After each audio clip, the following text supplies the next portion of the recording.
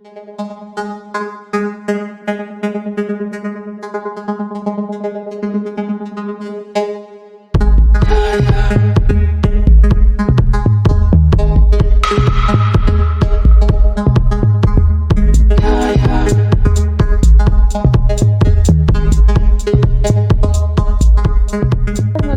nombre es Alejandra Bárcena, miembro del Partido Libertario MX. El día de hoy tenemos un invitado especial. Esta plática la vamos a moderar mi compañero Ángel Herrera y yo, Alejandra Bárcena. Tenemos un invitado especial que nos hablará de la agenda legislativa del país. Tenemos con nosotros a Alejandro Arroyo. Arroyo, consultor y coach en asuntos públicos. Alejandro Arroyo es politólogo por la Facultad de Ciencias Políticas y Sociales en la UNAM, formado intelectualmente en la teoría crítica de la Escuela de Frankfurt, postestructuralismo francés. Sus primeros años de trabajo se los dedicó a la academia como profesor e investigador en el centro de estudios del cual egresó, siendo posteriormente profesor de análisis del discurso en la Universidad Iberoamericana. Sus reflexiones tanto de la relación entre el poder ejecutivo y el poder legislativo bajo la perspectiva de los modelos matemáticos como de la estructura que anima al discurso político, lo condujeron a dar seguimiento puntual al Congreso mexicano, seguimiento del que ya lleva más de 2 décadas realizando desde distintos campos. El gobierno federal particularmente en la entonces Secretaría de la Reforma Agraria, así como en la Presidencia de la República, en la Cámara de Diputados como secretario de Enlace Legislativo y con órganos de gobierno para el Grupo Parlamentario Nueva Alianza, como representante y negociador de los intereses múltiples de empresas, cámaras y asociaciones en el Congreso de la Unión. Alejandro también se ha desarrollado profesionalmente en la vertiente de comunicación política, igualmente desde otros diversos espacios, como director de comunicación social del DIF, como articulista semanal de análisis mediático en Milenio Diario, como consultor de comunicación de empresas y organismos intermedios y como conductor de un espacio semanal por Facebook Live en los que entrevista y presenta a profesionales de alta dirección, analistas y expertos en diversos ramos del saber empresarial y político. Recientemente certificado internacionalmente como coach ejecutivo, Alejandro Arroyo ha integrado lo mejor de estas metodologías y herramientas para incorporarlas en lo que él llama coaching en asuntos públicos, acompañamiento para reforzar y potenciar las competencias y habilidades de políticos y funcionarios y también directivos. La importancia en los tiempos actuales representa la transversalidad en todos los campos de la acción. Ha motivado a Alejandro a profundizar en mayor medida en ese aspecto del que se ocupó desde sus primeros años como estudiante universitario, promover la sinergia entre personas, empresas e instituciones. Le voy a conceder la palabra a mi compañero Ángel Herrera.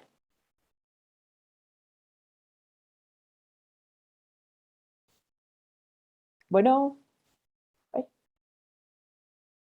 Ángel. Sí, ¿me escuchan? ¿Qué tal? Alex, yo te iba a hacer un pequeño comentario. Ya ves que ahorita que viene lo de la legislatura y que ya se está preparando la Cámara, sí me gustaría preguntarte, ¿tú cómo ves que llega esta legislatura? ¿Cómo llegan los actores? Y también un pequeño comentario de que, por ejemplo, en México tenemos un problema de que todos los años se enfocan a hacer leyes y leyes y pues no se ve quién las aterrice, quién supervisa esta parte. Siempre tenemos este pequeño problema de que las leyes nomás se ponen sobre el tintero, pero al momento de aterrizarlas se ve una pequeña pues discrepancia. No es importante, digamos, hacer que se cumplan, es importante estar generando leyes. Y también otro detalle, sí, hemos visto que se ha hecho una brecha abismal, no hablamos nada más de esta administración, desde un par de administraciones atrás, las legislaturas se han enfocado en sus bancadas, en sus partidos, pero hay una ruptura con sus bases. Realmente se supone que los legisladores son nuestros representantes, pero no hacen lo que la ciudadanía pide, sino que se enfocan a sus agendas particulares. ¿Tú crees que este año puede haber alguna pequeña diferencia? Y también otro detalle, ¿realmente es necesario estar haciendo tantas modificaciones a las leyes? Porque, por ejemplo, Estados Unidos, desde su independencia, pues nomás se han enfocado a hacer 27 enmiendas, y una de ellas fue la prohibición del alcohol, y a fin de cuentas la derogaron. Entonces, ¿realmente tenemos eso? ¿Tú cómo lo ves? Platícanos, por favor. Pues mira, antes que otra cosa, quiero agradecer enormemente la invitación al Partido Libertario MX por la oportunidad de poder platicar con ustedes, porque siempre es importante la retroalimentación, el diálogo, la reflexión, porque sin ello es muy difícil encontrar aquellos cauces que puedan generar nuevas ideas, nuevas propuestas y definitivamente pues nuevas acciones. Así es que muchas gracias a Víctor Becerra, muchas gracias a ti, estimado Ángel, gracias a Alejandra Bárcena, particularmente también a mi querido Rubén Ortiz Pozos por la generosidad de la invitación y de la también generosa y amabilísima presentación que Alejandra hizo de su servidor. Pues mira, pusiste el dedo en la llaga, Ángel. La verdad es que pues, hay 4 temas muy interesantes que dan pie a, como digo, retroalimentar, dialogar, profundizar y ver hacia dónde se dirige pues nuestro Congreso. Buena parte de esto lo traigo en una presentación que, si ustedes me permiten, la voy a exponer, pero como adelanto yo te diría que a final de cuentas lo que pones sobre la mesa son los grandes retos de una institución cuyo diseño, su diseño institucional, pues es decimonónico, ¿sí? Es un diseño institucional que ya no va acorde a los tiempos, en muchos sentidos, tanto desde la perspectiva de la manera como se integra, la manera en cómo se generan los procesos internos, y desde luego en esto que hemos visto y se ha acentuado de manera muy profusa, el distanciamiento de la ciudadanía con la sociedad política, dirían los teóricos. Ahí están los elementos de gran reto que viene para los próximos años. A mí me da muchísimo gusto que una organización como la de ustedes se meta a la conversación, discuta estos temas. En efecto, hay una suerte y no viene de 1, 2, 3 legislaturas. Finalmente el diseño institucional de nuestro Congreso pues no obedece, para ser completamente francos y honestos, nunca ha obedecido, salvo detalles a lo largo de la historia muy breves, pero en la sumatoria de todo el tiempo que lleva nuestro Congreso, muy pocas ocasiones ha estado cercano a la ciudadanía. Siempre ha sido caja de resonancia del Poder Ejecutivo, pues tenemos un sistema presidencialista, y ahora desde todo lo que viene siendo el sistema de partidos, por lo menos desde la época, si bien posrevolucionaria, pero que se acentuó de manera más dramática, con la apertura de la famosa Lope del 77, de la reforma de leyes Heroles, en el que ya tuvieron más juego los partidos políticos en el Congreso. Al final del día responden las y los legisladores a los intereses de los partidos políticos. Entonces, pone sobre la mesa muy buenos retos, muy buenos desafíos, que son los que habrá que ver y habrá que ponderar y comunicar a la ciudadanía. Decirle, a ver, ¿dónde está el problema? ¿Dónde se halla la vertiente donde nosotros podemos traspasar el que verdaderamente hay una nueva relación entre representantes y representados? ¿Qué es lo que tenemos que hacer?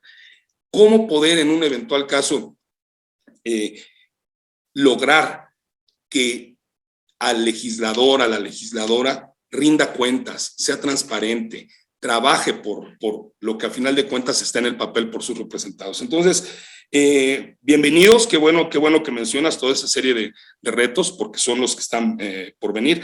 Yo creo y tengo la firme impresión de que la labor es titánica, que la labor es sumamente ardua. Sin embargo, sí tengo la firme impresión, y adelanto un poco la presentación que haré con ustedes, estamos ante una situación y una circunstancia en la que, como dicen por ahí, o la bebemos o la derramamos, es decir, o impulsamos un cambio auténtico porque la dinámica, y no se diga con la pandemia, aceleró muchos procesos sociales de una manera sumamente dramática. Si todas las instancias y el diseño institucional no corren, por lo menos en una suerte de mediana actualización, esto finalmente va a tener un desfase enorme. Entonces, por lo pronto diría eso, estimado Ángel. Ok, perfecto, muy interesante. Oye, y aprovechando que estás tocando este tema, digo, mediáticamente, vamos a ver, esta legislatura va a ser extremadamente mediática. Y pregunta obligada de los últimos días, titulares, todos. Sí, ha sido, ¿cómo se llama? Como que nos están dando materia, ¿no? Ricardo Anaya y la famosa persecución política que desde la legislatura pasada ya se estaba fraguando contra todo opositor, no quiero decir que sea una específica contra algún partido, ¿no? Sino que ya vemos que la tesitura siempre ha sido la misma, ¿no? Criticas, llegas el momento en que incomodas y ¡pum!, se te aparece la fiscalía. Y se viola el debido proceso porque misteriosamente siempre las fiscalías empiezan a dar datos, dicen, es que tenemos esta evidencia, tenemos lo otro, tenemos aquí, donde se supone que el clímax de Peña Nieto, de la administración pasada fue esa, ¿no? De que hay que enfocarnos en el debido proceso, en la presunción de la inocencia, cosa que ahorita ya quedó totalmente, pues, fuera de contexto, ¿no? Entonces, ya ves que precisamente en la legislatura pasada adecuaron el catálogo de delitos para prisión contenciosa, ¿sí? Entonces, ahora que no tienen mayoría y que sabemos que todo esto es pues bueno, es un poquito mediático, ¿tú crees que realmente los actores tengan el peso necesario? Porque ya ves que ahorita pueden haber campañas contra X o Y diputado, pueden empezar, es que el partido, y vernos estas conferencias en el canal del Congreso, que de por sí pocas personas ven, y cuando las ven, pues presencian ciertas batallas que son medio incómodas, que no benefician en nada al país, pero son mediáticas. Entonces, ¿tú crees que realmente hay un espacio plural, que se va a hacer este respeto de las ideas, que realmente se va a abogar para el avance del país, o nos vamos a enfocar a elecciones, enemigos y medios? Pues yo te diré, si tú me lo permites, que esté en la presentación. Si tú me das oportunidad de enfocar esto, que me parece muy importante el apunte que haces, porque en México hay al menos dos, yo te diría tres grandes espacios de conversación pública. Uno, los que están a favor, ¿sí?, del régimen, del oficialismo, los que están en contra, evidentemente, de la llamada Cuarta Transformación, y hay en medio un grupo que no entiende, no quiere, no sabe bien a bien, entre que le llama, pero ante tal estruendo que ha sido definitivamente estos primeros 3 años, y que los próximos 3 no hay datos que vayan a que nos digan que va a descender, pues desde luego este tipo de aspectos van a estar sobre la mesa, y por eso es importante que, si me lo permiten, que el auditorio observe, vea más o menos un poco este recorrido. Nosotros de lo que se trata es de observar más o menos justo cómo llegan, qué traen cada uno de ellos y cuáles al final del día son las agendas, los aspectos a considerar, que me parece que yo tengo la impresión que pudiera ser de utilidad para la audiencia.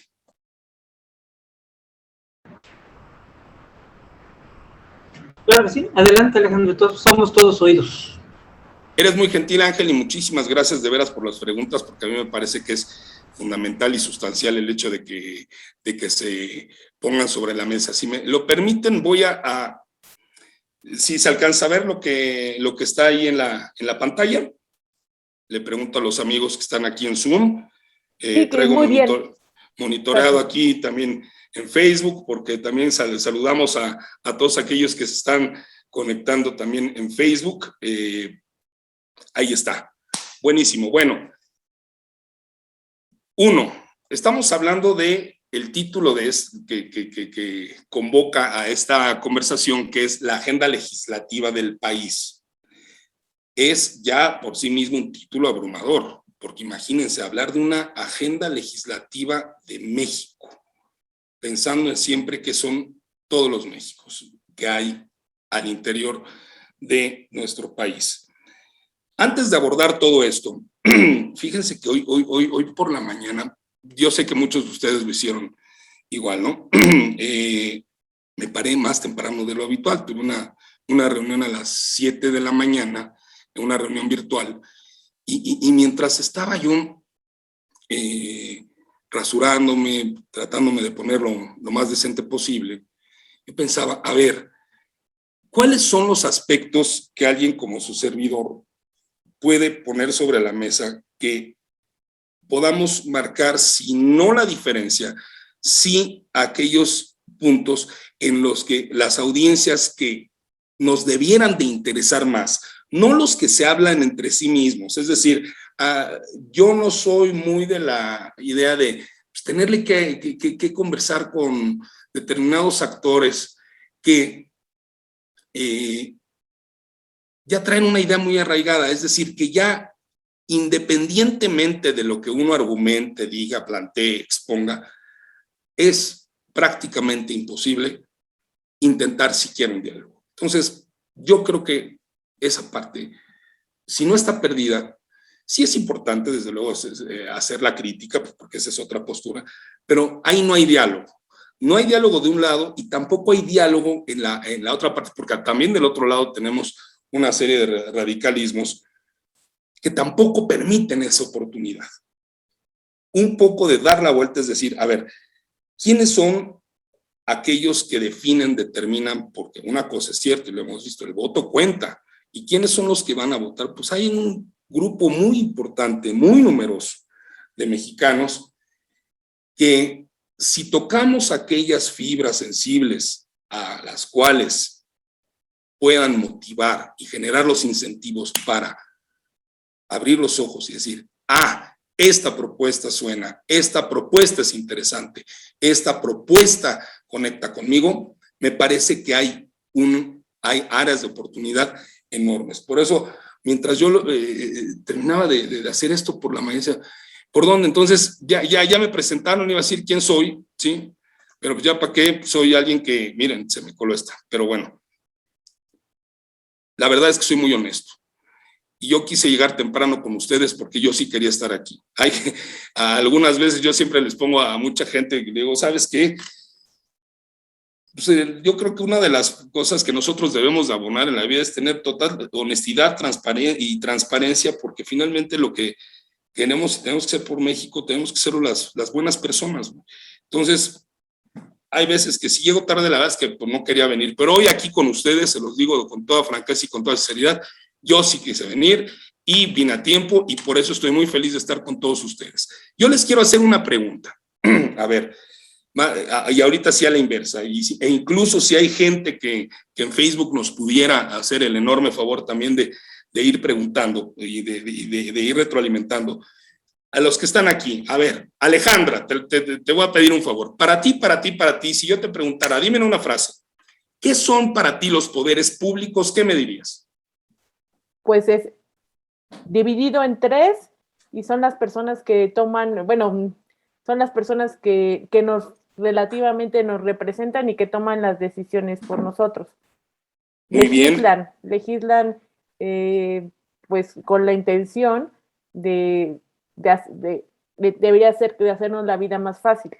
Muy bien, pues sí, a final de cuentas está en la Constitución, ¿no? O sea, está ahí en las leyes, está ahí formalmente, los poderes públicos están divididos en tres, uno es el Ejecutivo, otro es discúlpenme, el Legislativo, el Judicial, se deben a la ciudadanía, pero por supuesto, fíjense que traigo una imagen para ustedes de lo que también pensando, decir, a ver, si yo le quisiera decir a un grupo de gente que nos esté escuchando, porque se lo dije previo a que entráramos a la transmisión, solo estar un poquitito alejado de esta parte sacrosanta y magisterial de lo que viene siendo la gran vaca sagrada y el tótem que habla y nos ilumina el camino. Yo creo que eso son muy importantes todos aquellos que lo hacen, ¿sí?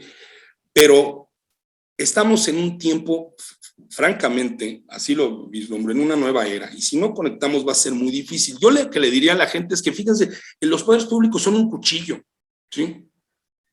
Y ese cuchillo tiene dos opciones de observarse, ¿sí? O rebana para repartir, es decir, corta de manera fina, de manera exacta y precisa, y reparte, o el cuchillo también puede ser útil para dañar, ¿eh? No quise traer una imagen en ese sentido porque pues, tampoco se trata de hacer una presentación gore, pero sí se trata de visualizar, a ver, ¿cuál es el arma? ¿Qué es esto de los poderes públicos? Es un arma de doble filo y así lo tenemos que observar. Es un arma que formalmente nos tiene que servir, pero en estricto sentido también tiene la enorme oportunidad de dañar. Ángel, si yo te preguntara a ti, ¿qué es el poder legislativo? Así, de bote pronto, ¿qué me dirías? Pues mira, te diría que en teoría es una cosa y en realidad es otra.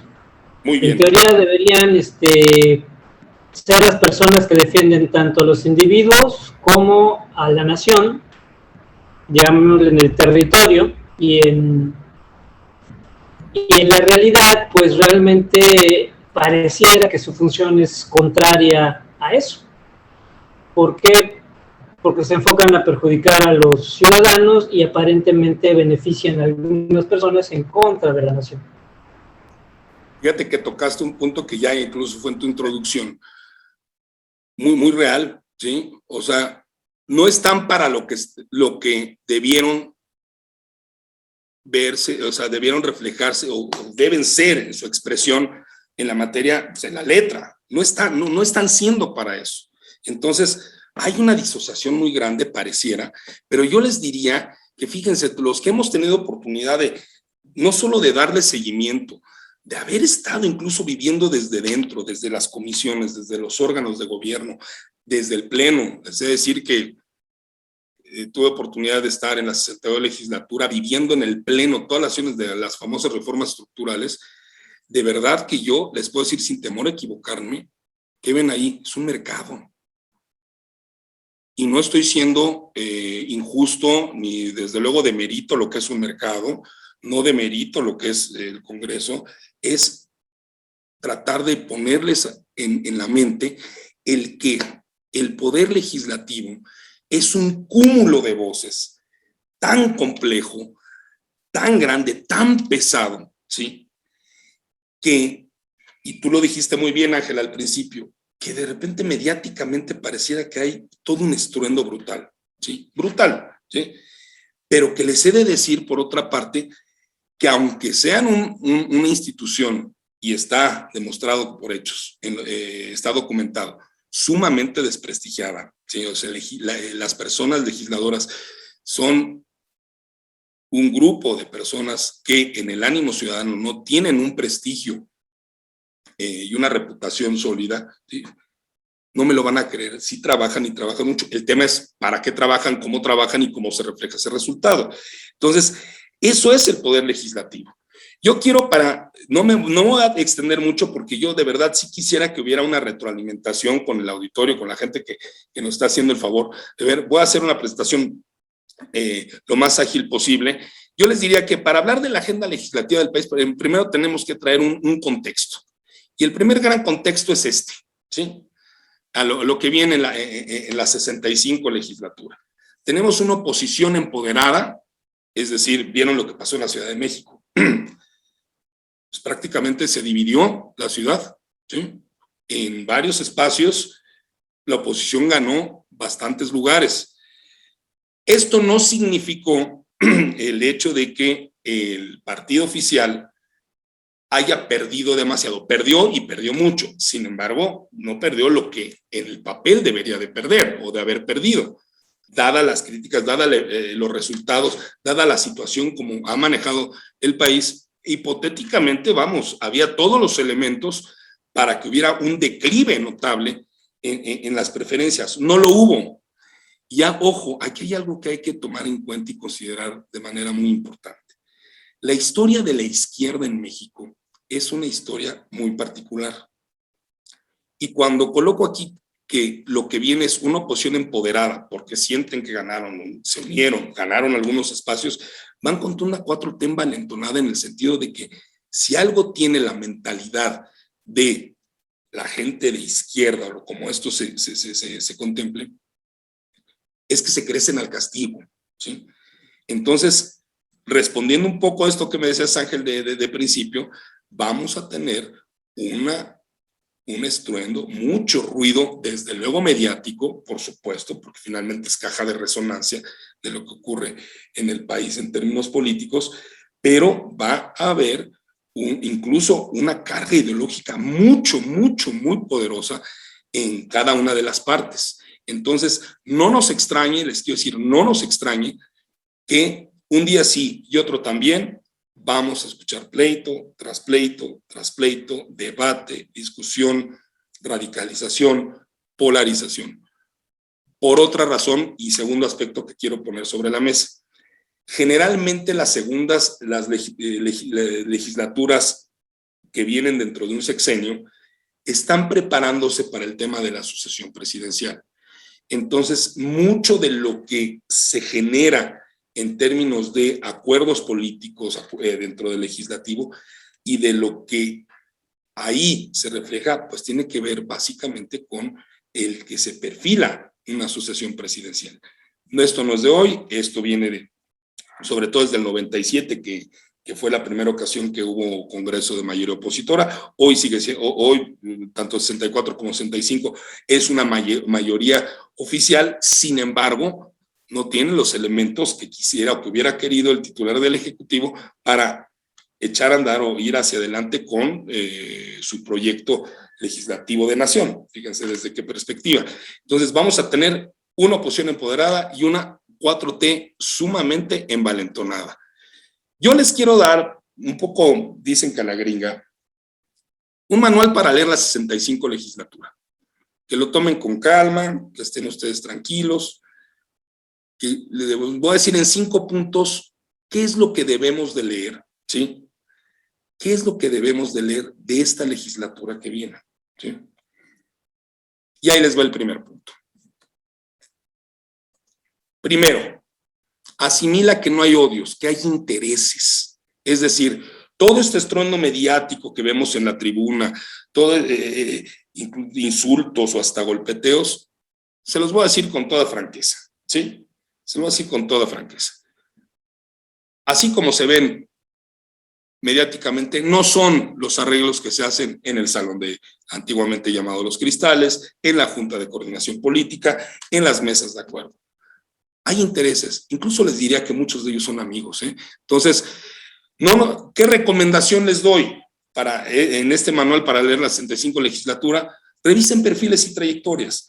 Hay que revisar de cada uno, o por lo menos de aquellos porque hay toda una tipología de legisladores que es muy importante de considerar, en el sentido de que hay legisladores de pleno que actúan en el momento de la sesión, hay desde luego los que lideran las fracciones, hay los legisladores que son los que se mueven en las comisiones, hay los legisladores especialistas, en fin, haya una lectura general de quién compone, qué papel tiene, cuál es su tipo de liderazgo. Entonces, ojo, No hay odios, no compremos el odio que nos muestran los medios. Hay intereses y hay que revisarlo. Segundo punto del manual paralelo a la 65 legislatura. Contrastemos los irreductibles contra los negociables. ¿Qué son los irreductibles? Aquella agenda que el titular del Ejecutivo quiere poner sí o sí sobre la mesa. Al rato, en unos minutos les voy a decir cuáles, pero cuáles son aquellos que no hay vuelta de hoja, quieren poner sobre la mesa y harán muy probablemente todo lo posible, incluidos los mecanismos legales y muchas veces no tanto, pero para echar adelante su agenda legislativa contra aquellos que son negociables. ¿Y cuál es la recomendación que les doy? Vean la mañanera. Yo sé que tiene todos sus asegúnes, yo sé que para muchos el ejercicio es francamente deplorable. Yo lo que les puedo decir es que hoy día no hay otro referente de agenda mediática en el país que la mañanera. Y ahí es donde nosotros observamos qué le interesa al titular del Ejecutivo. Si se dan cuenta, hay temas que no toca, hay temas y no toca, no sabemos si porque de verdad no los quiera tocar o porque la impresión que yo tengo verdaderamente ni le interesan, ¿sí? Entonces hay sectores económicos que cacharon muy bien el mensaje y están actuando, están avanzando en sus agendas, están cabildeando, están vinculándose con el legislativo y están echando a andar su agenda propia. Entonces, ojo, ese es un tema. 3, del manual, sigue la ruta del dinero, ¿sí? ¿Y qué ruta del dinero? Pues nada más y nada menos atender el proceso del presupuesto de egresos de la Federación. A partir de ahí, de lo que se genere, y este es un instrumento legislativo que sí o sí tiene que salir como quiera que sea, a más tardar en tiempos constitucionales, si mal no recuerdo, el 15 de noviembre, de lo que se desprenda de ahí es de lo que nosotros podemos observar hacia dónde se mueve a nivel local, desde luego a nivel nacional, la correlación de fuerzas, las negociaciones, tanto con propios como con extraños. Entonces, ojo, el seguimiento del PEF es esencial. Cuarto y penúltimo punto, perdón. Piensen que esta 65 legislatura va a estar condicionada en la sucesión presidencial, como adelantaba un poco hace unos minutos.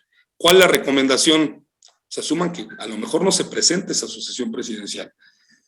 ¿Qué quiero decir con esto? Y ojo, desde el día 1 en que Andrés Manuel López Obrador tomó posesión de la presidencia de la República, en honor a la verdad y a título personal, no he dejado de considerar el escenario de la extensión de mandato, ¿sí? Hay la posibilidad. Escenario, no, vamos, hoy poco probable, pero no descartable. Entonces, no es gratuita la discusión y evidentemente sobre el asunto de la revocación de mandato. Vamos, hay todo, acuérdense que el régimen se basa particularmente en simbolismos, en representaciones. Muchos se quejan, y con toda razón, en la operatividad del gobierno. No le interesa a este gobierno la operatividad, le interesa la permanencia. ¿Difiere de lo que hicieron muchos gobiernos anteriormente? No, no difiere. Con su estilo, para bien o para mal, pero así lo tiene pensado. Entonces, ojo, esta legislatura va a estar enfocada también en lo que es la sucesión presidencial y la manera en cómo se comiencen a mover los actores al interior del Congreso, quienes saltan de un lado para el otro, quienes, por ejemplo, hoy nada menos nos encontramos con la noticia hace no más de un par de horas de que la que era secretaria de Gobernación, Olga Sánchez Cordero, retoma su lugar en el Senado, en un movimiento que, si ustedes me apuran y así de bote pronto, no es tanto por la operatividad gubernamental desde el Palacio de Bucareli para el titular del Ejecutivo, es para un control al interior de un personaje, pues que es muy inquieto en el Senado de la República, su coordinador parlamentario. Entonces, ahí hay todo, eso se perfila precisamente el movimiento de hoy pensando en una sucesión presidencial. Y quinto y último punto, fijen una posición. Si eres ciudadano, si eres parte de un partido político, si eres opinólogo, si eres comentócrata, seas quien seas, fijen una posición. Se vale, es legítimo. Es importante fijar una posición. Recomendación, nada más hay que decidir qué perfil de intervención tendrás. Hay, y lo digo con toda franqueza, quienes elegimos la parte de intervenir, fijar una posición y decir, yo Alejandro Arroyo, desde la perspectiva de la pedagogía política, yo quiero crear ciudadanía, entonces yo por eso informo, yo por eso capacito, yo por eso entreno. ¿Para qué? Para que la gente podamos darle y dotarle de herramientas verdaderamente de ciudadanía, porque es la única manera al día de hoy que yo en lo particular pienso, es la manera de cambiar un poquitito el chip que traemos ya de manera importante y a nivel cultural. Estoy viendo que hay varias preguntas, si ustedes me lo permiten, ahorita hago, a ver, nada más. Adelante. Antes de entrar de la integración legislativa, dicen por ahí, voy a ir poniendo, vamos a tener una legislatura congelada como con Fox. Fíjense que sí, desde la perspectiva de aquellos temas, a ver, déjenme ver quién preguntó, porque pues, vale la pena decir su nombre, me parece que Rubén Flores. Sí, es Rubén Flores. Mira, Rubén, casi siempre hay temas, independientemente del dinamismo del Congreso, se van a la congeladora porque pues, no llegan los acuerdos suficientes para echarlos adelante, o los acuerdos suficientes o incluso hasta el interés. Acuérdense que el tema con Fox fue algo pues inédito en su momento, o sea, fue la primera transición, la primera alternancia que se dio en el poder tras 70 años, y evidentemente la manera de resistencia que generó entonces el Partido Revolucionario Institucional fue, justo al no tener mayoría Fox en el Congreso, pues congelarle todas sus iniciativas. Hoy día no va a ocurrir porque tiene los números y ahorita lo vamos a ver, fíjate, voy para allá. El Senado de la República, ¿sí? Así está integrado. Morena 62, PT 6, PAN 25, PES 4, PRI 13, PRD 3, Movimiento Ciudadano 8, Verde 6. Si hace coalición Morena con sus aliados, tienen más o menos alrededor de 62, 68, 72, 78 legisladores en el Senado, ¿sí? Eso les basta y sobra, ¿sí? Para reformar cualquier ley secundaria que ellos quieran, ¿sí? Ahí la oposición brinque, chille, patalee, llore, obviamente les va a elevar el costo político, va a haber ruido mediático, pero desde una perspectiva eminentemente legislativa, el oficialismo tiene para sacar cualquier ley secundaria, no así alguna constitucional, ¿sí? Necesitarían al menos otros 9 votos para llevar a cabo una reforma constitucional.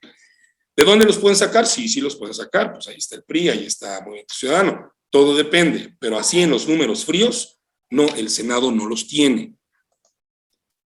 Dice Antonio Tapia, ¿cree usted que la sociedad civil organizada debe participar en los procesos legislativos? Vamos a ir para eso, Antonio. Dame oportunidad y con muchísimo gusto lo vamos a abordar.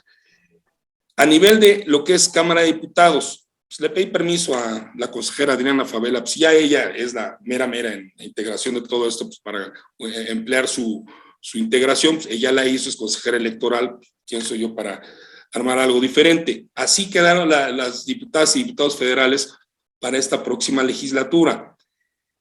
Fíjense el tema de la paridad de género, también está interesantísimo, ¿no? Así quedaron a nivel de representación proporcional de mayoría legislativa. Y le pedí también a Roy, muchísimas gracias de verdad por la oportunidad de ampliar tu gráfica. Así queda en Cámara de Diputados. La mayoría de lo que es la coalición lo que se llamó Va por México electoralmente alcanza 199 diputados y el partido oficial con sus aliados alcanzan 278. ¿Esto qué significa? Que no nada de lo que quiere el presidente en términos de leyes secundarias, si nos remitimos de nuevo a la parte esencialmente de los números y legislativa, la puede sacar adelante durmiendo, ¿sí? Durmiendo, tienen mayoría simple sin ningún problema, la sacan. El tema va a ser, de nuevo, y ese es el gran inconveniente que se encontró Morena, porque tuvo una merma muy importante a nivel de Cámara de Diputados, ¿sí? Para sacar adelante reformas constitucionales. Entonces, ahí van a estar alrededor de 34 y 22 van a estar alrededor de 50 y tantos legisladores. ¿Los pueden encontrar? Sí, sí los pueden encontrar, desde luego, en alguna negociación con el PRI, en alguna negociación con Movimiento Ciudadano, pero al menos así, en frío, sí le alcanza al partido oficial el hecho de poder sacar adelante las reformas a leyes secundarias. Esto en cuanto a la integración. ¿Todo bien hasta ahorita? Díganme, por favor. Todo se me bien. coló esta. ¡Eh! Sí, se me coló, entonces yo quiero saber si hasta ahorita vamos bien, ya voy por la recta final. Ahorita nada más quise ver la integración, un poco para leer. Le agradezco mucho a Batman que nos haya preguntado si todo va bien. Vámonos sobre lo que es la agenda legislativa del país. Es muy importante ver esto porque esto es lo que hay, no lo que queremos o no lo que debiera. Al rato pasamos con lo que debiera o lo que quisiéramos. Lo que hay es esto, la agenda legislativa del país. Fíjense que si ustedes lo ven así como los que nacieron después de los 85-90, la palabra ACME no les suena, va a sonar muy familiar. Marca ACME es algo así como que la macro, la gran agenda, algo sumamente poderoso. Dentro de la agenda legislativa del país, lo que es importante, ¿sí? Pues es lo natural. Reactivación económica. ¿Sí? Se necesitan los elementos suficientes para que legislativos y legales, ¿para qué? Para reactivar la economía. El tema de la pandemia, importantísimo tema, la seguridad, los derechos y algo que no viene de este gobierno, viene ya de por lo menos 3, 4 legislaturas, el tema de las pensiones. Si el enfoque no va a nivel macro con estos temas, y tengan por seguro que lo va a ver, el tema es qué de la economía van a sacar adelante, qué de la salud van a sacar adelante, qué de la seguridad, qué de los derechos, porque es muy importante, pensamos en los derechos desde las niñas y los niños y adolescentes, derechos de las personas indígenas, los derechos de las mujeres. Hay toda una serie de agendas, si ustedes lo ven, como desde el año, y esto ya a nivel global, del año 2000, sobre todo, yo hago el corte, si lo quieren ver desde la perspectiva sociocultural, a partir de que cayeron las Torres Gemelas, ¿sí? Y de que fue la gran crítica a este famoso triunfo del liberalismo y que se documentó como el fin de la historia por Francis Fukuyama a finales de los 90, lo que esa gran crítica a este modelo vino a traer la segmentación, es decir, de intereses de grupos, de minorías, de empujar agendas muy particulares, los ambientalistas, de preferencias y orientación sexual, en fin, de la agenda de género, por supuesto. Entonces, hay todo un impulso muy importante y que habrá que echar mucho ojo por ahí. ¿Qué otro? A nivel micro, o sea, lo que es marca petit, chiquito, pero que eso depende de los intereses particulares de los sectores económicos y sociales. Yo les decía hace unos minutos que en la mañanera, o sea, viene la línea política del régimen hacia dónde quiere, cuándo, cómo ir, ¿sí? Y ahí hay temas en los que el presidente no se mete, y de veras no se mete porque no, yo tengo la firme impresión porque ni le interesan, ni los conocen, ni le interesan. Entonces, por ejemplo, temas de agroindustria, temas de telecomunicaciones, temas como el turismo, ¿sí? Ahí hay una agenda enorme, ¿sí? Y si ustedes me apuran de mucha gente de estos sectores económicos que se han movido muy, muy bien en lo que fue la 64 legislatura, entendieron que no tenían que hacer ruido, entendieron perfectamente que el limbo en el que los puso Andrés Manuel era el mejor lugar posible. ¿Y por qué digo limbo? Porque si te ubicabas en el sector energético, adiós, ¿sí? Adiós. Eras carne de cañón para el presidente. Entonces, el sufrimiento que representó para todos los cabilderos y cabilderas en materia energética fue verdaderamente insufrible, pero hubo sectores que no.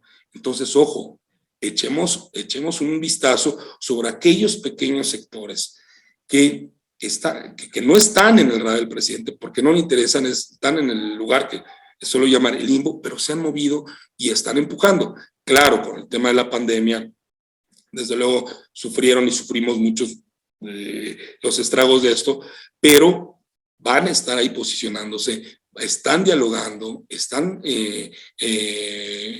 comunicándose y vale la pena estar ahí atentos. De la agenda, que son los ineludibles, que eso sí, ahora sí que quieran o no, pues están sobre la mesa. Y el que viene en el cortito plazo es pues, el paquete económico, ¿sí? La ley de ingresos y el presupuesto de egresos de la Federación. Ahí yo les he de decir que se condiciona todo lo que, como saben ustedes, lo que viene para el país en el 2022, de la manera en cómo se reparta el presupuesto es lo que vamos a observar como tendencia, y así es desde luego cada año. Estos son los dos grandes contrastes que al final del día van a estar chocando, van a estar ahí metidos y van a estar desde luego en una dinámica permanente de confrontación, porque por un lado, Morena, estos son, si ustedes revisan su agenda legislativa, estos son sus ejes estratégicos. Y no es gratuito, ¿eh? El tema de la Guardia Nacional, el tema de la soberanía energética, desde luego quieren el INE, por supuesto que quieren el INE, a lo mejor no como a ellos les hubiera encantado, ¿sí? De la manera en que ellos hubieran deseado, pero por supuesto que traen ahí toda una intención de modificación. De nuevo, no es juicio de valor, es lo que nos han dicho y es el hecho que han manifestado y lo dicen, y así es su proyecto y así lo están vislumbrando. La revocación de mandato ya ordenó el Tribunal del Poder Electoral del Poder Judicial de la Federación el que se discute en los primeros 30 días la ley secundaria de la revocación de mandato. Entonces, es un mandato judicial que tienen que echar adelante, o sea, no habrá de otra, ¿sí? Ya de que se realice, eso ya lo iremos viendo en la manera en cómo se sortean las negociaciones a lo largo. Fíjense qué interesante, el 8 de septiembre se presenta el paquete económico y en 2 meses, 15 de noviembre, poco más, se tiene que aprobar. ¿Cómo se van a generar esas negociaciones? El tema del juicio político y pues bueno, el gran pie, y yo no diría el gran pie, el gran apoyo del actual régimen, que es el tema de la ley orgánica de las Fuerzas Armadas. Y por otro lado, en la coalición, fíjense, en un hecho inédito, porque esto sí es inédito, tuvieron una plenaria conjunta y emitieron una agenda legislativa común. Esto que era impensable, el régimen logró hacerlo, puso a los que originalmente parecían que iban, y no parecían en el papel y en teoría, ¿sí? Pues imagínense, Acción Nacional por un lado, derecha, PRD, izquierda, los unió en su contra. Bueno, pues es parte de, me queda claro que el PRD lo quiso hacer para sobrevivir, Acción Nacional para fortalecerse, y el PRI en medio, pues desde luego que es el partido con mayor oficio y capacidad de supervivencia, le entró al tema, ¿no? Y que es justo la resistencia de lo que ha sido el impulso legislativo del régimen, y es defender la Constitución, los organismos autónomos, reactivación económica, y están, y quieren, y así lo han publicitado, una propuesta alterna de presupuesto de egresos de la Federación, que me parece que, y se los he de decir con toda franqueza, que es un tema mediático, porque como pudieron ver en la integración, que esta es una facultad exclusiva de la Cámara de Diputados, pues no les alcanzan los votos ni por santo error, ¿sí? para ganar un presupuesto, la votación de un presupuesto de egresos. Tienen 199 y no hay manera, pero lo ponen sobre la mesa. De nuevo, esto nos habla de la necesidad y de la importancia que ellos ven de ejercer, desde luego, un contraste importante, porque al final del día, para el reto opositor, pues es la alternancia, ¿sí? Y el reto del oficialismo es la ratificación del gobierno en el escenario que, al menos las señales todavía van por ahí de que haya sucesión presidencial. Voy a cerrar con esto para irnos ya a las preguntas y respuestas, porque me encantaría de verdad tener una retroalimentación con todos y cada uno de ustedes. ¿Cuáles son los desafíos? Primero, que es sumamente importante ver, no solo de esta legislatura, sino de las que están por venir, qué tipos de liderazgos políticos y legislativos queremos formar, se tienen que formar, hacia dónde tienen que ir, hay que trabajar muchísimo en la ciudadanía, hay que trabajar muchísimo en las capacidades tanto de operación, de cercanía, de empatía, de innovación, de resultados. Es decir, el liderazgo hoy día político, legislativo, no son todos desde luego, pero en su inmensa mayoría estamos frente a los líderes políticos, legislativos de por lo menos los últimos 40 años. ¿Sí? Si ustedes revisan, por ejemplo, el caso, salió el día de ayer también electa la mesa de decanos, y es francamente sorprendente. El decano Augusto Gómez Villanueva, ¿sí? va a presidir esta mesa, va a ser quien aperture la sesión del Congreso General, con sus momentos, al día de hoy ya puede haber reelección, pero con sus momentos, lleva desde 1964 siendo diputado, ¿sí? Entonces, imagínense el tipo de liderazgo, el tipo voy más allá del tema político, porque si lo visualizamos de la perspectiva de la realpolitik, del pragmatismo, la verdad es que el hombre es de demasiado oficio político. Sin embargo, y viendo hacia el futuro, esos son los liderazgos políticos que debería tener el país. Dejo la pregunta abierta, pero ojo, los tipos de liderazgo. 2, definitivamente el respeto al Estado de Derecho. Si no hay respeto al Estado de Derecho, vaya, lo dijo muy bien Ángel al inicio de la plática. En Estados Unidos han sido solamente 27 enmiendas. Y yo, que se los comento con toda sinceridad, yo, uno de mis trabajos, y sobre todo el de tesis de licenciatura, que trabajé en la relación ejecutivo-legislativo bajo los modelos matemáticos, es decir, bajo reglas de juego, pues a mí me salía perfectamente el modelo en aquellos sistemas en donde precisamente se respetaban las reglas de juego. Y cuando decía, a ver, ¿qué pasa en México? México es muy simple, no se respetan las reglas de juego, ¿sí? Estas te cambian en dos segundos. Entonces, hacia allá tiene que dirigirse, tenemos que pedagogizar mucho en eso. Tercer desafío, la ciudadanía en el centro de la acción legislativa. De nuevo, si el liderazgo sigue volteando a ver a su nomenclatura, si el liderazgo sigue pensando en el siguiente cargo y no ejerce una relación con sus representados de una manera importante, de una manera real, con mecanismos de transparencia, con rendición de cuentas, yo veo un panorama nada halagüeño en el futuro. Entonces, la ciudadanía tiene que ser centro de la acción legislativa. Y les voy a confesar, no es nada difícil. Hay que escucharlos, hay escucha social.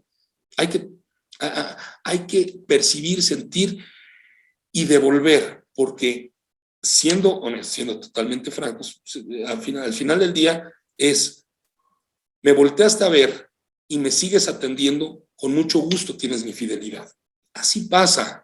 No quiero equiparar esto con las ventas, ni mucho menos con el marketing tradicional, pero si hay esa atención, otros resultados podrán haber.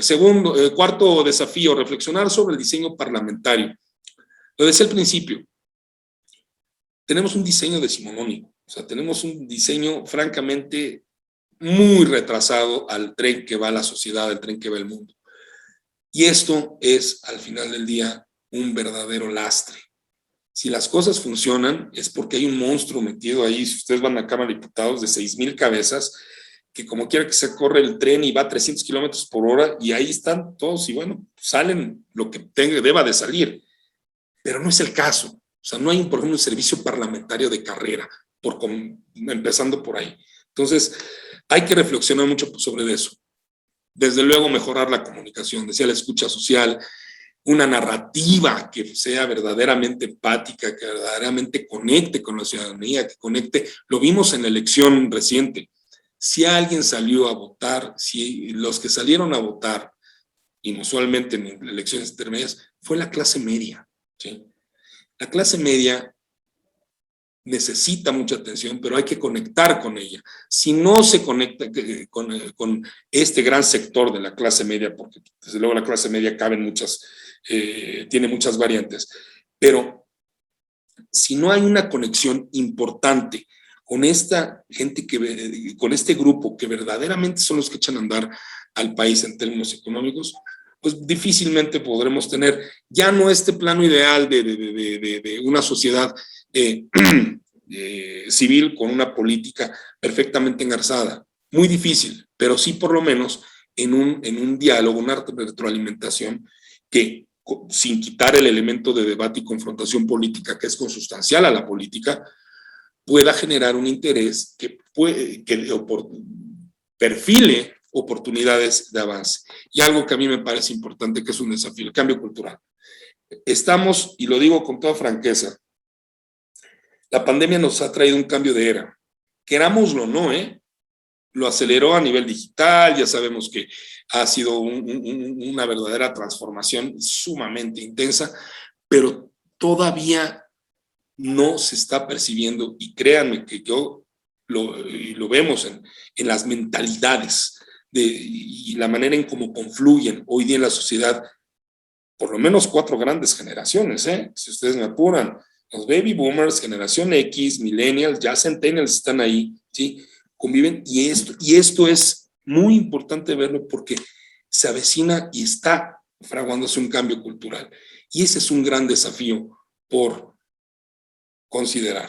Yo quiero darles gracias, otra que se me coló, una disculpa, darles las gracias de nueva cuenta por la oportunidad de darles una reflexión, un punto de vista, de ver dónde están los aspectos. Uno, primero para leer, para tener al menos algunos elementos para leer lo que viene.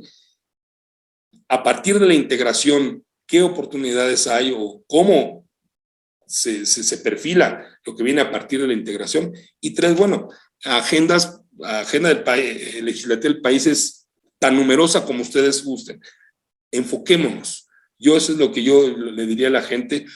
Hay que enfocarse en los sectores económicos. Cuando platico con ellos, cuando diariamente tengo oportunidad de retroalimentar con al menos mínimo entre 3, 4 sectores diversos, y sobre todo en la parte de lo que vienen siendo los asuntos legislativos, los asuntos gubernamentales, los asuntos públicos. Y hay un hilo conductor en todos, ¿sí? Quiero sacar adelante al país, tengo toda la intención, pero necesito mejores respuestas. Y fíjense qué interesante es esto. Cuando dicen necesito mejores respuestas, desde luego está mirando la otra parte, que el sistema no les da las respuestas. Y yo luego les pregunto, cuando tengo incluso sesiones así que he planteado en algunos coachings de asuntos públicos, es, a ver, ¿sí? ¿Y tú qué estás aportando para ese cambio cultural? Y yo les he de decir que en ciertos sectores, no voy a decir porcentajes para no generalizar, pero hay quien quiere que sea todo como antes. Y la verdad es que ya no va a ser como antes, ¿sí? Hay otros sectores que sí se están poniendo profundamente bien las pilas, ¿sí? Y que están acelerando procesos de cambio, de innovación, porque quieren hacer y sacar adelante las cosas. Entonces, si en este conjunto, ¿sí? Y barco que se llama México, no por lo menos vamos homologando alguna suerte de perfil general de cómo vislumbramos, qué queremos, sobre todo con el tema de la gente, honestamente va a ser un poco difícil. Con esto cierro, les agradezco nueva cuenta y estoy total y absolutamente a sus órdenes sobre todo para el diálogo y la retroalimentación, más allá de la fórmula secreta o de la receta mágica. No, dialoguemos, retroalimentemos, y estoy cierto que en esa retroalimentación y en ese diálogo podemos tener bastantes aprendizajes todos juntos. Muchas gracias.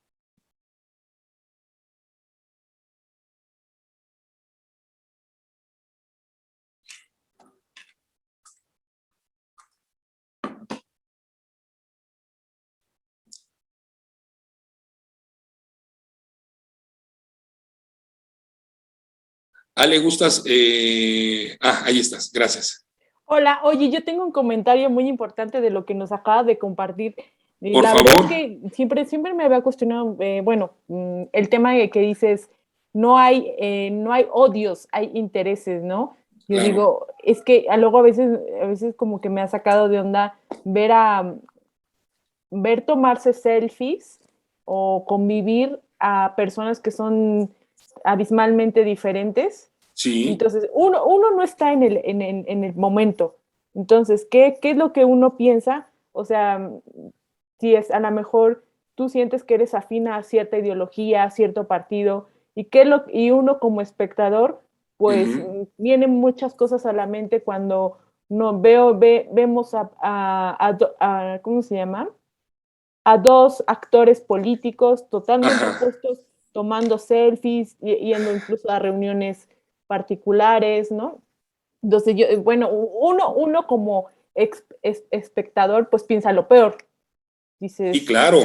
O sea, ¿qué onda, no? O sea, entonces, o sea, lo que yo he llegado a pensar son todos lo mismo, o sea, y un tanto puede que sea así, ¿no? O sea, finalmente tienen los mismos intereses, ¿no? Es como ese deseo de poder. Todos tienen intereses, pero bueno, te comento, yo he tenido la oportunidad de estar en simuladores legislativos. Sí. Entonces, no sé, como que si no nos las tomábamos muy en serio en el tema, ¿no? De, ¿cómo crees? No, mira. Tú eres Margaret Thatcher, ¿no? ¿Cómo crees? Tú eres mira, Ale, la política es pasión, ¿sí? O sea, eso que no nos quepa la menor duda. La política es pasión. La política es desde luego intensa. Pero la política no debiera de tomarse como guerra. Hay quien dice que la política es la guerra por otros medios. Es cierto, ¿sí? Pero sobre todo considerando esta época que es la sociedad del espectáculo, de lo que ya Guy Debord a finales de los 60 ya planteaba, ¿sí? Y fíjate, sin el instrumento de las redes sociales, imagínate nada más, ¿no? Los elementos de representación mediática y lo simbólico que esto genera en esos espacios, desde luego hay una disociación enorme. ¿Qué le queda al ciudadano? Entender esos procesos de representación mediática, ¿sí? Entonces, sí, la política es intensidad, sí, la política es debate, la política es argumentación, la lucha por el poder puede y llega a ser aciaga, definitivo, ¿sí?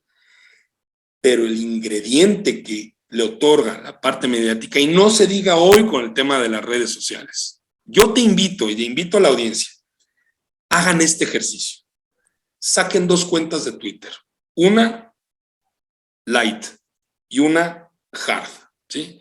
En una pelense, en otra traten de dialogar, y van a ver cómo el algoritmo les va a poner a la gente con la que tienen que conversar, ¿sí? Sí, es impresionante, ¿sí? Si nos vamos con la finta del algoritmo, como bien dice mi querida Maurín García, ¿sí? No entendemos nada, ¿sí? No entendemos nada, ¿sí? Oye, Ale. Dime. Ok, no, termina. Es que tenemos algunas preguntas de algunos participantes. Venga, adelante. Nada más para cerrar te diría, ojo, no todo lo que es parece, y no todo lo que parece es. Hay que meternos un poco más. Ok, tenemos un participante que se llama Antonio Tapia. ¿Cree usted que la democracia es el mejor sistema de gobierno? Híjole, pues ya desde Aristóteles decía que era el menos peor de los sistemas de gobierno. Ajá, adelante, Ángel. Sí, por favor, esto es, vamos a platicar. Adelante, venga. Sí, porque, vamos a pensar un poquito. Sí, Aristóteles decía eso, sin embargo, acuérdate que tenemos nosotros como libertarios el ejemplo más clásico, ¿no? ¿Cómo defines democracia? Democracia son 2 lobos y una oveja votando por qué van a cenar. ¿Y cómo defines justicia? Justicia es la oveja impugnando el resultado. Los libertarios tenemos la idea ferviente desde Mises, inclusive desde Milton Friedman, que la democracia es el ejemplo perfecto del totalitarismo. ¿Por qué? Porque unos pocos gobiernan sobre masas. Y las masas no siempre son conscientes del concepto, ¿sí? Y en México hemos perdido mucho el manejo de la república. ¿Por qué? Porque la república es un balance de poderes donde nadie es más que nadie y existen estos contrapesos. Hoy en día se promociona mucho a la democracia, pero la democracia pues no es otra cosa más que totalitarismo, en su más pura expresión. Y si el que tenga duda, que escoja cualquier país de Latinoamérica y que lo señale con el dedo. Va a caer en un totalitarismo, ¿no? México ya lo vivimos. ¿tú crees, o cómo, ahondando en la pregunta de Antonio, ¿tú crees que México pueda regresar a la República? ¿Te acuerdas que te hice el comentario de 1857 sí. con la revolución, con la guerra de revolución liberal, donde se meten las leyes de reforma, donde el Estado logra quitarse los yugos de la iglesia, logra empoderar al pueblo, y después Venustiano Carranza viene a empoderar al Estado, a debilitar al pueblo? De hecho nos hicieron a un lado. ¿Tú crees que realmente podemos llegar a esa república? ¿Tú crees que la democracia que vivimos ahora, y lo que dijiste también, yo lo veo desde el concepto de Ayn Rand en política, política es una negociación, pero como lo ponen ahorita es como que un medio de control? ¿Qué nos puedes decir al respecto? Mira, a mí me encantan todos estos planteamientos que pone sobre la mesa. Yo de entrada te diría que, bueno, regresar a la República de 1850 y tantos, bueno, no vamos a regresar ni a la época de Salinas. A regresar a la República decimonónica, te diría que es materialmente imposible. Hay una discusión bien interesante, fíjate, y fíjense todos, en el que, y a mí me encantó, porque fue una discusión que tuve con unos españoles maravillosos que son tratando de poner en la discusión el asunto, por ejemplo, de la gobernanza digital y de cómo piensan, por ejemplo, los centennials, el tema del gobierno, ¿sí? Y fíjate qué decía, fíjense, hay el sentimiento de una generación que son estos los centennials. O sea, si por la vía de la inteligencia artificial es posible que se tomen decisiones de gobierno con base en datos, que lo hagan, no necesitamos gobierno. Fíjate qué poderosa afirmación, ¿eh? Lógicamente, muchos de otra generación, algunos brincaron, no, ¿cómo? Pero un robot no va a sustituir un ser humano. Es cierto, un robot no va a sustituir un ser humano y la capacidad y la toma de decisiones que como humanos tenemos. Lo que refleja lo dramático de esto que señaló esta persona de la generación centennials es precisamente la ausencia de credibilidad y de empatía con la clase política, llámese como se llame, del espectro ideológico que tú quieras, ¿sí? Entonces, tú dime qué propuesta traes, ¿sí? Y vamos a ver cómo la conectas con la gente, ¿sí? Y vamos a ver si esa persona, en un momento dado, con las condiciones de ciudadanía, culturalización, educación, vamos a ver y de nuevo con los ingredientes de digitalización, de intercambio de información, de globalización, vamos a ver para dónde va, ¿sí? Hoy día, al menos lo que relativamente funciona, y lo vimos con la elección del 6 de junio, ¿sí? Es la democracia electoral. Y con sus asegúnes, porque bueno, obviamente hubo impugnaciones, pero en general el ejercicio del Instituto Nacional Electoral salió muy bien, muy bien, funcionó, ¿sí? Entonces, más bien yo te diría, ¿en qué sistema están pensando, o estás pensando, o se estaría pensando, ¿sí? En uno que regrese a la ciudadanía, pues sí, pues de eso se trata, ¿sí? Pero entonces es una democracia, esa democracia que desde luego tiene sus totales críticas y podemos tener bastante horas de discusión y de retroalimentación y reflexión interesante al respecto. Tan no funcionó esa democracia, ¿sí? Que de repente el péndulo se vino hacia los populismos, ¿eh? Tan no funcionó, pero ¿qué creen? Pues que estos populismos tampoco están jalando. Entonces, ¿cuál es la propuesta? Sí, pero más que el enfoque del fracaso de la tecnocracia es el enfoque de que estamos hablando de reducir el Estado para hacerlo eficiente. Ahorita tenemos un buen de legisladores que brillan por cierta ineficiencia, no vamos a decir que todos, sin embargo, es demasiado el desvío. Las instituciones, lo que es la burocracia, ya no los legisladores, sino ya la maquinaria del Estado, también es ineficiente. Yo te pregunto, Ángel, ¿a qué reducción de Estado te refieres? Porque el Estado, si me apuras, al final del día es una entelequia, ¿sí? Al final del día. Si acudimos a Sabatero, acudimos a muchos otros, pues el Estado es ¿qué? ¿Sí? Divídelo en dos. ¿Qué? Una Entonces, cosa del Estado va a ser legisladores, la gente que nosotros ponemos ahí a través de la elección, ¿sí? Los representantes, digamos, tanto del Estado o del país, de la nación, como los representantes del pueblo. Y la contraparte, que es la burocracia, que es donde supuestamente deberían administrar ciertos recursos para garantizar el funcionamiento de la República. Ángel, lo que no están haciendo es que no lo están haciendo bien estos muchachos, ¿sí? Entonces, como no lo están haciendo bien, ¿sí?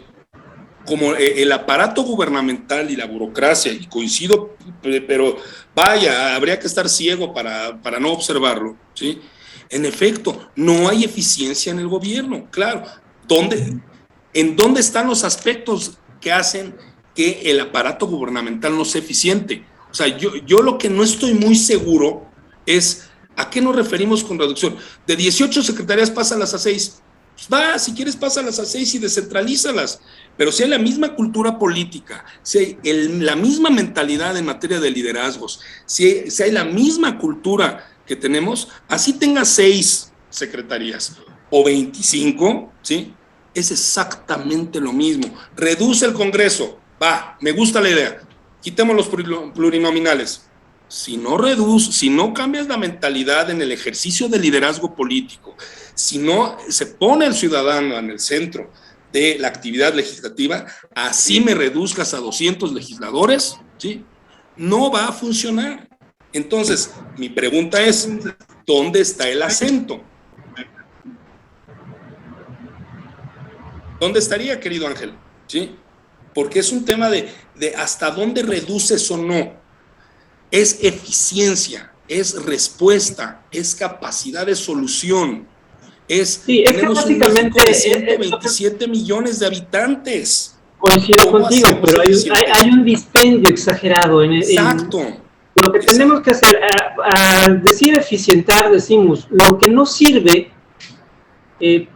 vamos a eliminarlo. O sea, si dices, tenemos el Estado, lo podemos dividir en dos. Lo que necesitamos reducir y lo que necesitamos deshacernos de él. Hay empresas que son ineficientes, hay secretarías que salen sobrando, hay trabajo que se está duplicando y lo único que tenemos es dispendio, más dispendio, más dispendio.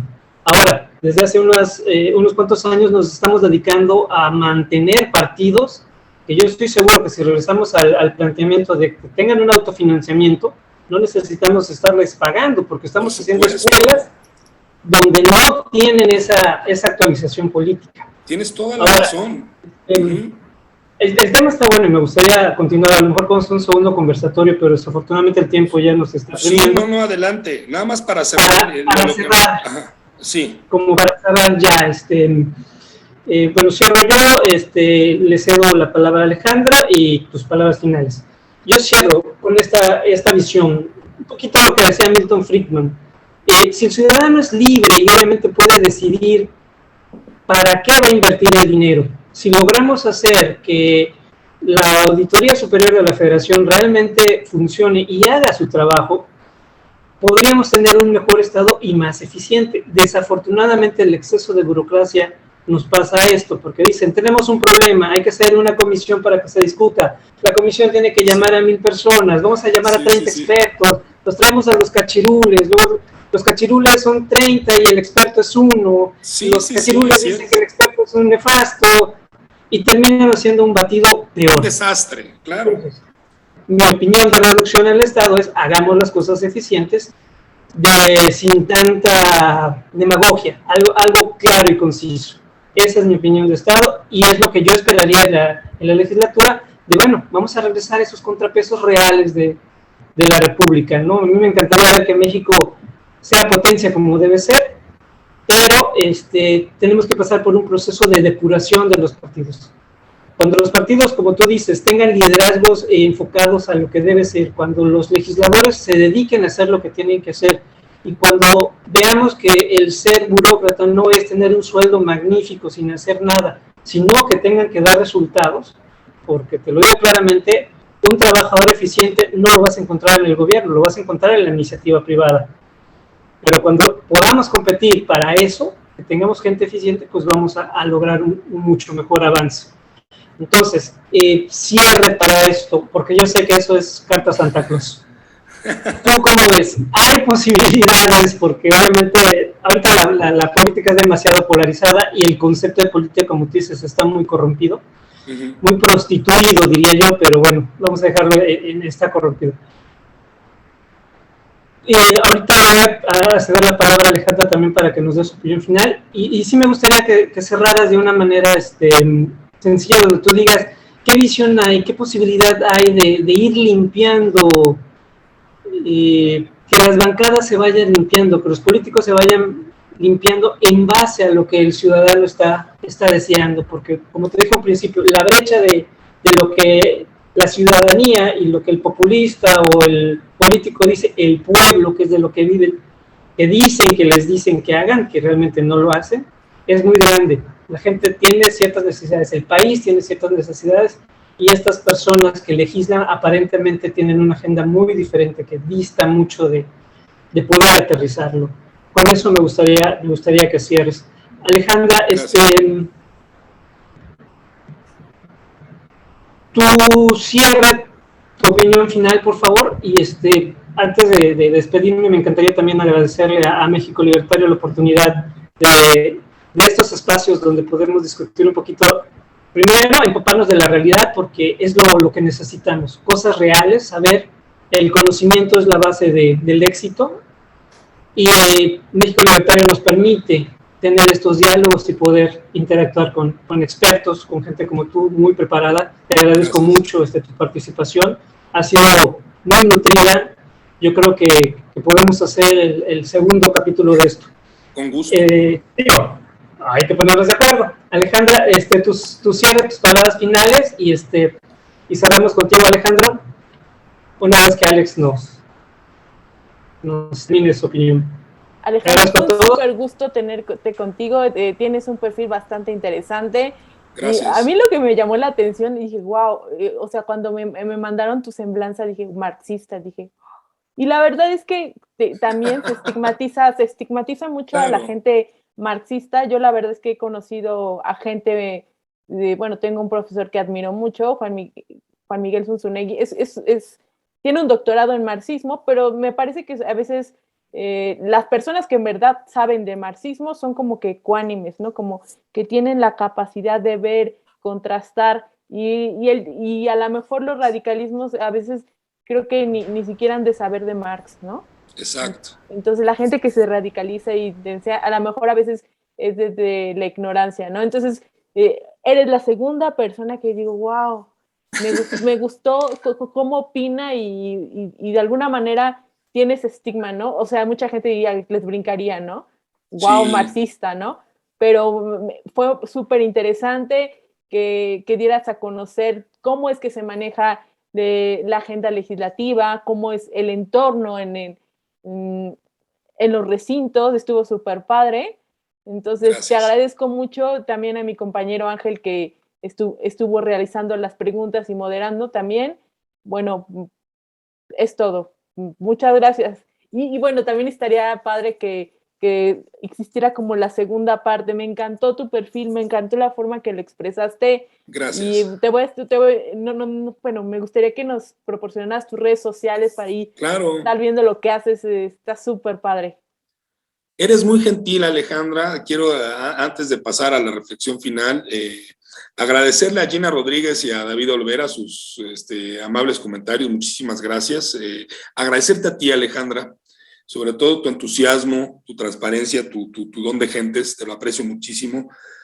A Ángel, desde luego, me encanta la retroalimentación, me encanta la manera en cómo plantean las cosas. Agradecerle desde luego a Rubén Ortiz, a don Víctor Becerra, al Partido Libertario La Oportunidad. Muchísimas gracias, de veras, y yo estoy a sus órdenes. Cuando gusten que podamos seguir conversando, platicando, ya nos pondremos de acuerdo, ya veremos oportunidad, pero tienen en mí alguien, y lo dije desde un principio, con toda la disposición por algo que yo, y con esto cierro, estoy convencido, que es la pedagogización de aquello de bueno que tiene la política. Y la política tiene de bueno mucho, ¿sí? No es gratuito que desde Grecia los dos grandes oficios que eran importantes eran el del político y el del médico. El médico que curaba los males del cuerpo y el político que curaba los males de la ciudad, ¿sí?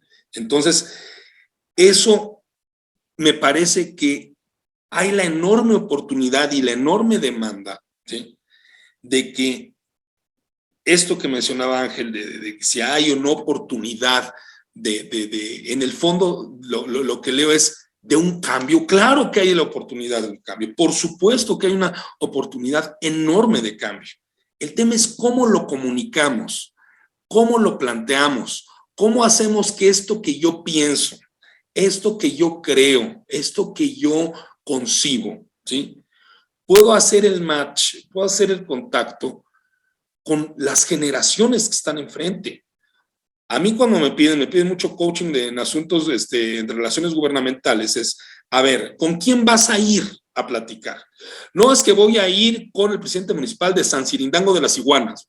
Ah, bueno, le vas a hablar radicalmente diferente, con un mismo mensaje, con una misma intención, con lo que crees, pero le vas a hablar distinto a si vas a hablar con el señor gobernador don Samuel García, gobernador electo. Es diferente, ¿sí? Entonces tenemos que mapear muy bien, así como hablamos con los sectores políticos, así como vinculamos con los legisladores, es la ciudadanía, ¿sí? Entonces, sí, me encanta. ¿Qué tienes? ¿Qué quieres? ¿Cuál es tu propósito? ¿Cuál es el famoso? ¿Qué es tu para qué? ¿Para qué quieres hacer esto? ¿Por qué lo quieres hacer? ¿Cómo lo quieres hacer? Traduzcámoslo y hagamos match con la gente. Porque si yo, Alejandro Arroyo, llego y planteo lo que quiero a como yo me hablo a mí mismo, solamente me voy a entender yo mismo, ¿sí? Pero si yo esto que creo, entiendo, comprendo, lo logro traducir, comunicar e invitar. Con esto ya termino. Simon Sinek es un gran speaker a nivel internacional y me acuerdo que en una plática que dio, hablaba sobre qué era lo que verdaderamente convocó Martin Luther King cuando aquel famoso discurso que dio en 1968. La gente iba a ver a Martin Luther King. Dicen, no. La gente conectó con el propósito de Martin Luther King porque era su mismo propósito. Y Martin Luther King le habló a la gente que tenía el mismo propósito. Y lo hizo también, que es un discurso para la historia, ¿sí? Nos gusta o no, tengamos suscritos, no importa. Es el tema de la convocatoria. Yo invito a todos aquellos que nos hayan visto y que nos vean y que nos sigan. Estoy en LinkedIn como Alejandro Arroyo Oficial, en Facebook igualmente como Alejandro Arroyo Oficial, en Twitter como Lito-Arroyo, a que de verdad podamos empujar el diálogo. Y empujar el diálogo significa tener esa capacidad de empatizar y de que puedo no estar de acuerdo contigo, pero puedo entender hacia dónde vas. Y a lo mejor conectamos, si no con todo, sí con algo. Y con ese algo podemos avanzar. Así lo dejo, así lo cierro. Muchísimas gracias por la oportunidad. Pasen ustedes muy buena noche y muchos éxitos.